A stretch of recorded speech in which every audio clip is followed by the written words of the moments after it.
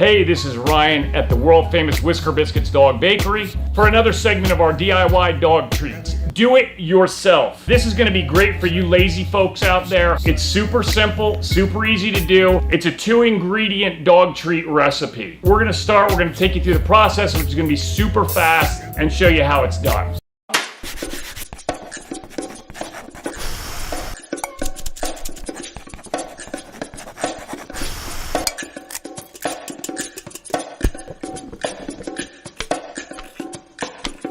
If you haven't already subscribed, hit the bell down below so you get our notifications when they come out every week, and leave us a comment and let us know what you'd like to see us do as we move into the segment. This is going to be a weekly thing that we're doing. So here we go. We're going to take care of our ingredients. Pretty simple. 4-ounce jars of baby food. That's what we happen to be using. In our case, we're using a Gerber brand. Doesn't matter what you use, you can also substitute purees in for either of these. These guys can be any flavor you like. We're doing a vegetable kind of fruit motif. We're running mango, apple, banana, and sweet potato, apple, and carrot. We also have 1 cup of wheat flour, and we're obviously using a flour that has a little bit of grain in it. If you're grain-free, you could certainly move to a grain-free alternative. You are gonna have to incorporate an egg though to make sure it stays together once you bake it. Also make sure you grab a mixing bowl. We're gonna use a spoon, a rolling pin, and then of course a tray to cook them on, and ultimately any kind of cookie cutter that you like. We have, for no particular reason, a miniature chicken here. Doesn't make a lot of sense, but it happened to be laying around, and we want to make a smaller treat this week. You can also use a knife, cut them into squares. Whatever you have laying around, the bottom of a glass, the bottom of a Tupperware container, any of those things will work. So we're gonna grab our mango, apple, banana, and of course, into our bowl. If you have a little spatula, you can certainly get in there. Oh my God, it's all over the place.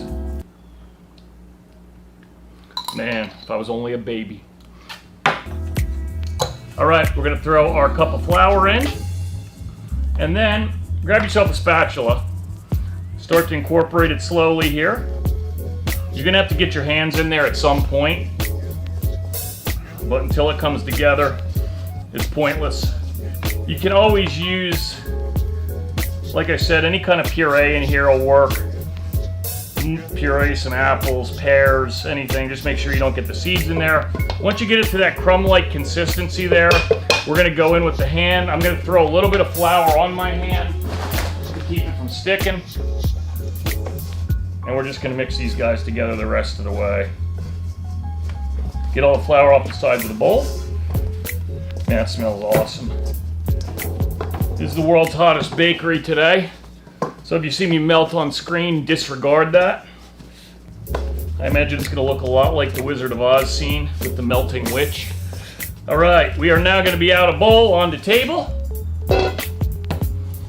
We're gonna smash this out a little bit. It's a great consistency. There's a little bit of give there. We're gonna get our trusty rolling pin, grab a little bit of flour, just a touch. Now, these are going to get a little bit sticky, so make sure you flour them much like you would with a pizza crust. Get them down to about 1/4 of an inch. And the reason that you want to get them nice and uniform is so that when you bake them, they bake evenly. You don't have a bunch of wet spots in there. Grab your trusty cookie cutter. Like I said, we're using a chicken for no particular reason. And just work through your dough here. Whew. Tough to believe I do this for a living. If you do feel a little bit lazy and you want to make your way over to our website at some point, whiskerbiscuits.com is where you can always find us. We're also working with some local rescues so that we can donate everything we make in our videos at the end of the week here. All right, so we got a bunch of chickens cut out. We are using a tray, standard tray, sheet tray, and a little bit of parchment paper, any kind of cookie sheet, a silicone baking sheet, all that stuff works well. So just throw them on. These are also, when they're smaller like this, they're gonna cook very quickly. Now, the great thing about dough is, especially making dog treats at home, you can suck up all those pieces on the table, and what we're gonna do here, again, use a little bit of your flour. I got some stuck underneath here. That's my secret flour depot.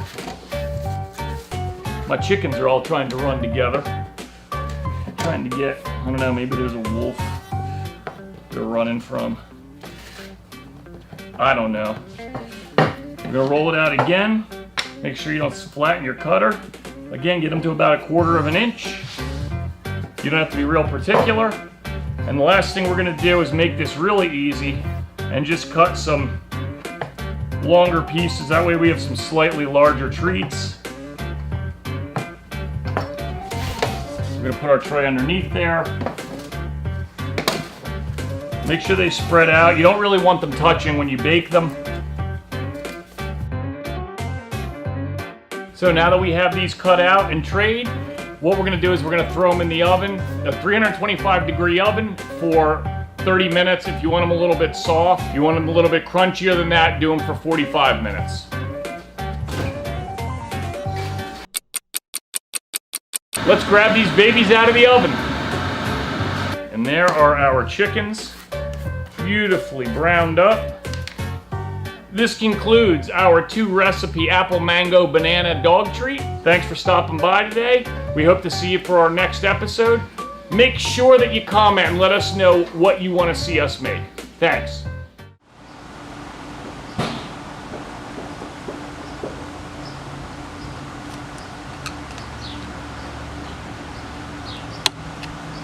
Nice.